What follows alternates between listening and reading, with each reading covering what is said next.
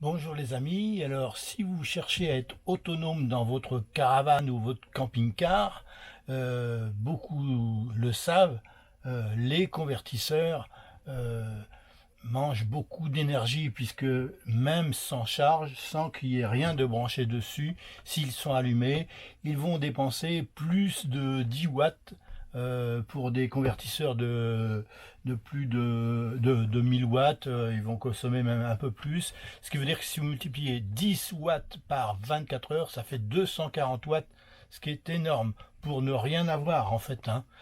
Alors donc, voici une révolution avec cet appareil-là qui lui déjà consomme beaucoup moins puisque lorsque vous mettez en mode normal, sans charge, il va consommer que 7 watts. Mais sur ce modèle Victron Phonix 500, il existe trois positions.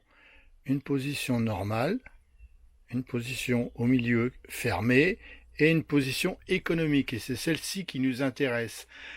Parce que cette position économique-là, le Victron va s'allumer uniquement que quand on va lui mettre une charge.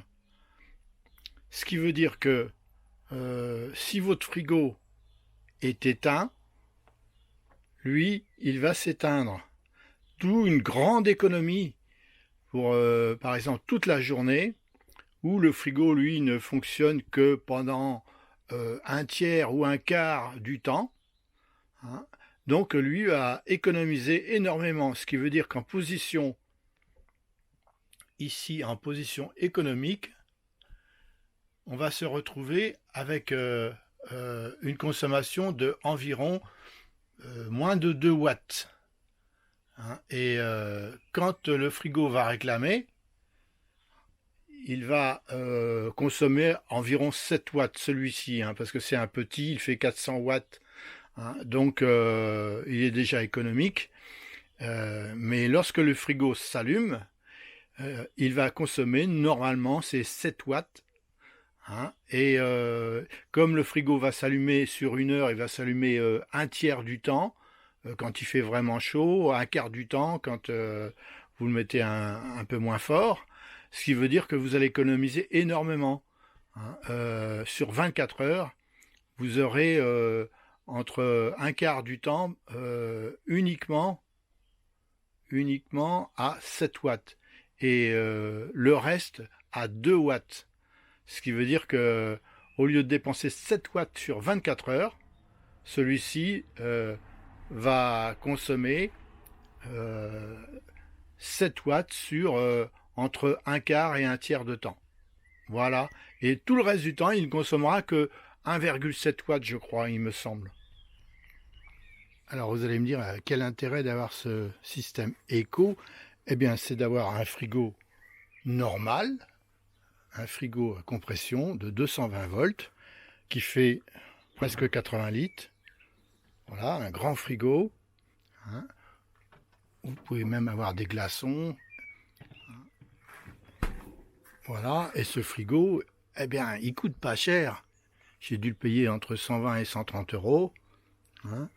Euh, Comparé à un frigo de 12 volts qui coûte entre 700 et 800 euros pour cette taille, hein, même peut-être sûrement plus que ça d'ailleurs, hein. Effectivement, le Victron est quand même très très très économique, plus l'achat du frigo, on arrive à avoir un ensemble qui fonctionne très très bien, hein. Je l'ai testé sur plusieurs semaines. Alors, autre avantage de ce Phoenix 500, c'est que vous pouvez le brancher en Bluetooth sur votre téléphone portable ou avec un câble comme celui-ci. J'ai choisi le câble, moi, pour le brancher sur mon ordinateur avec la petite application qui se met en quelques secondes sur votre ordinateur. Et là, donc vous voyez qu'on est en 230 volts, on est actuellement en état de conversion, c'est-à-dire il est allumé, et avec une batterie de 13 volts 11. Pour la tension, vous avez ici le paramétrage. Vous avez des tas de choses à paramétrer, mais en fin de compte pas grand chose, parce qu'ici on voit qu'on est en 230 volts, 50 Hz. Donc les coupures dynamiques, j'ai pas vraiment su ce que ça voulait dire. Si vous le savez, vous pouvez le mettre en commentaire. L'arrêt en cas de batterie faible, 11 volts. Redémarrage, 11 volts 20. Alors voilà, le seul défaut, c'est qu'effectivement, il faut au minimum 15 watts. C'est-à-dire que si j'appuie, alors redémarrage de sortie en mode éco, 15 watts.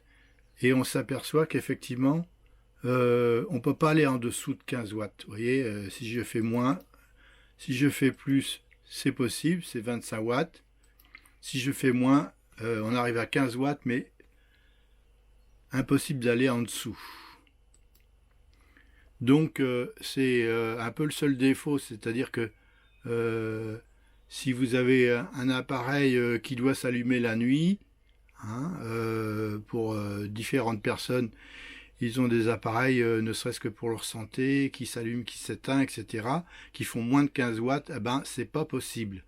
Moi, mon frigo, il allume bien, hein, c'est-à-dire qu'à chaque fois qu'il se met en route, il allume bien, puisqu'il va dépasser les 100 watts pour tirer pendant quelques secondes.